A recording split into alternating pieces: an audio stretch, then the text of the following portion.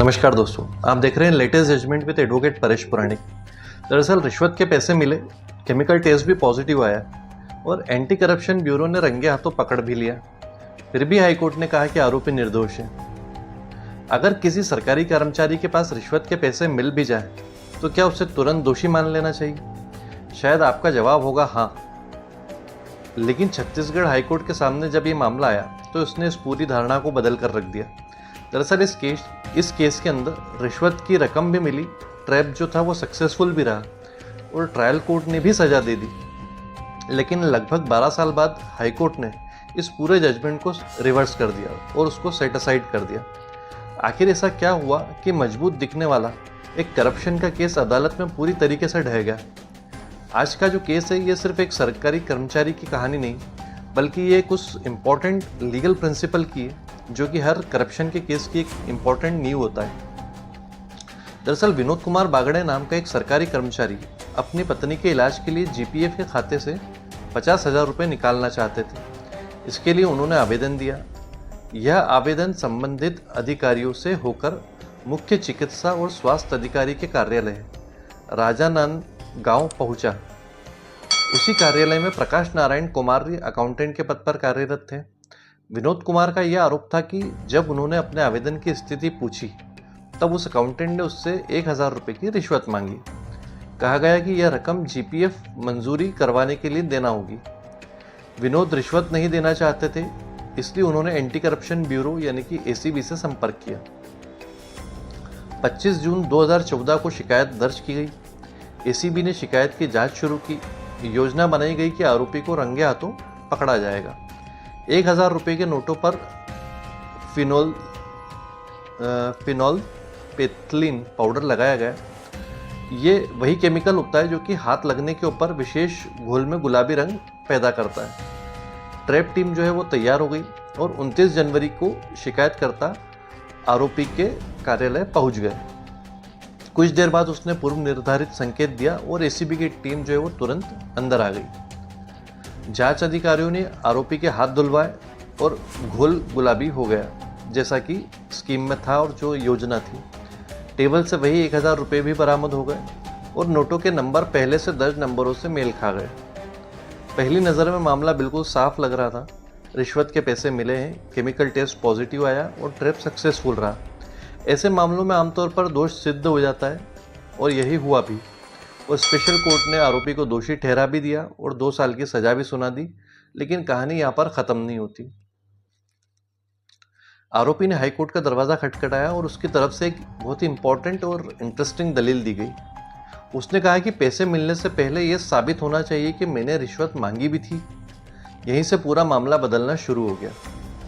भ्रष्टाचार के मामलों में कानून सिर्फ पैसे मिलने को पर्याप्त नहीं मानता। सबसे पहले यह साबित होना जरूरी है कि क्या आरोपी ने रिश्वत मांगी भी थी। इसे कानून की भाषा में डिमांड ऑफ इल्लीगल ग्रेटिफिकेशन कहा जाता है। यही इस पूरे केस का एक इम्पॉर्टेंट बिंदु बन गया। शिकायतकर्ता का कहना था कि रिश्वत की मांग फोन पर हुई थी, लेकिन हाईकोर्ट ने रिकॉर्ड देखा तो पता चला कि ना तो कोई कॉल डिटेल के रिकॉर्ड मंगवाए गए, ना ही मोबाइल जब्त किया गया, ना ही सिम कार्ड की जांच हुई और ना ही IMEI रिकॉर्ड जो है वो निकाले गए। यानी जिस फ़ोन कॉल के ऊपर पूरा केस आधारित था उसके अस्तित्व का कोई ठोस सबूत ही नहीं था। शिकायतकर्ता ने कहा कि बातचीत रिकॉर्ड की हुई थी। सुनने में यह काफ़ी मजबूत सबूत लगता है, लेकिन अदालत ने एक और सवाल पूछा कि क्या साबित किया गया कि रिकॉर्डिंग में जो आवाज़ है वो आरोपी की है? जवाब था नहीं। ना कोई वॉइस सैंपल लिया गया, ना फॉरेंसिक तुलना हुई, ना कोई विशेषज्ञ की रिपोर्ट आई। यानी कि जो रिकॉर्डिंग मौजूद थी वो रिकॉर्डिंग तो थी, लेकिन ये साबित नहीं था कि वो जो व्यक्ति बोल रहा है वो वही व्यक्ति है जिसने रिश्वत की मांग की थी। मामले में और बड़ा मोड़ तब लिया जब जांच अधिकारी की गवाही सामने आई। क्रॉस एग्जामिनेशन में अधिकारी ने स्वीकार किया कि उसने शिकायतकर्ता की बात पर भरोसा कर लिया था। वह खुद नहीं बता सकते थे कि रिकॉर्डिंग में जो आरोपी बोल रहा है वह वही व्यक्ति है या कोई और है। ये बयान अभियोजन के लिए काफ़ी बड़ा झटका साबित हुआ। अब अदालत के सामने बचाव पक्ष का गवाह सामने आया। उसने बताया कि जीपीएफ जो स्वीकृति है आदेश 27 जनवरी को ही शिकायतकर्ता को दे दिया गया था। डिस्पैच रजिस्टर भी पेश किया गया और उसमें शिकायतकर्ता के हस्ताक्षर मौजूद भी थे। अगर मंजूरी पहले ही मिल चुकी थी तो फिर आरोपी रिश्वत क्यों मांगता और शिकायतकर्ता रिश्वत क्यों देता।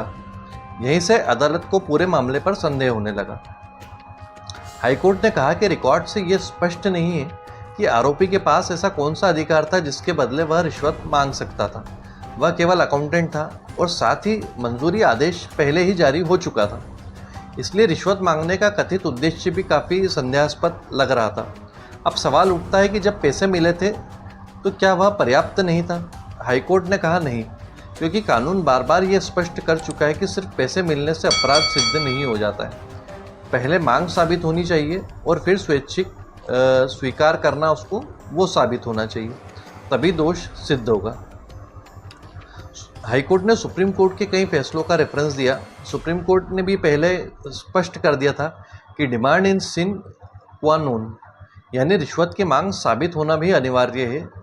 अगर मांग साबित नहीं हुई तो केवल बरामदगी, पैसों की जो रिकवरी है उसके आधार पर किसी को सज़ा नहीं दी जा सकती। हाईकोर्ट ने कहा कि अभियोजन ये साबित करने में असफल रहा है कि आरोपी ने रिश्वत की मांग की थी। फ़ोन कॉल भी साबित नहीं हुई, रिकॉर्डिंग भी प्रमाणित नहीं हुई, आवाज़ की पहचान भी नहीं हुई और जो स्वीकृति का आदेश है वो ऑलरेडी पहले दिया जा चुका था। जो इंडिपेंडेंट गवाह थे उन्होंने भी मांग की पुष्टि नहीं की। तो ऐसी स्थिति में संदेह का लाभ आरोपी को ज़रूर मिलेगा और हाईकोर्ट ने फाइनली जो ट्रायल कोर्ट का ऑर्डर था उसको सेट असाइड कर दिया और दोनों ही सेक्शंस के तहत उसको जो सज़ा दी गई थी वो समाप्त कर दी और उसको सभी आरोपों से बरी कर दिया गया। अब जिस केस को भी हमने डिस्कस किया है ये था प्रकाश नारायण कुमार्य वर्सेस स्टेट ऑफ छत्तीसगढ़। इसका जो डिसीजन है वो 18 जून 2026 को दिया गया। छत्तीसगढ़ हाईकोर्ट के द्वारा ये मैटर डिसाइड किया गया है, सिंगल बेंच के द्वारा ही डिसाइड किया है बिफोर जस्टिस रजनी दुबे। अब इसका रियल लाइफ इम्पैक्ट क्या होने जा रहा है, देखिए इस फैसले से कई इम्पॉर्टेंट जो लीगल प्रिंसिपल्स है वो निकल कर सामने आते हैं कि जब भी करप्शन का मैटर होगा तो सिर्फ पैसे मिलना अपने आप में काफ़ी नहीं होगा।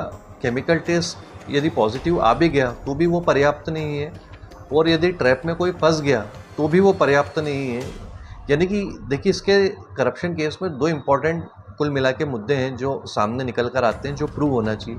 सबसे पहला रिश्वत की मांग, कि उसने मांग की है ये साबित होना चाहिए और फिर मांग की है और आपने दी है तो वो लेते हुए रंगे हाथों पकड़ा जाना चाहिए। ये दोनों ही बातें अपने आप में इक्वली इम्पॉर्टेंट है। सिर्फ एक चीज़ का हो जाने से वो केस साबित नहीं हो पाएगा, अदरवाइज़ आपका पूरा मामला कोर्ट में कमज़ोर पड़ जाएगा। और यही कारण है कि इस केस में रिश्वत की रकम मिलने के बाद भी आरोपी को बरी कर दिया गया। तो फाइनली अगर किसी अधिकारी के पास रिश्वत के पैसे मिल भी जाते हैं तो उसको तुरंत दोषी क्या मान लेना चाहिए या नहीं मानना चाहिए, या फिर अदालत को ये पहले जांच करनी चाहिए कि रिश्वत एक्चुअल में मांगी भी गई थी या उसको अननेसेसरी फंसाया गया है पैसे उसके हाथ में देकर। आप इस बारे में क्या सोचते हैं? आपकी राय कमेंट बॉक्स में कमेंट करके ज़रूर बताइएगा। Thank you.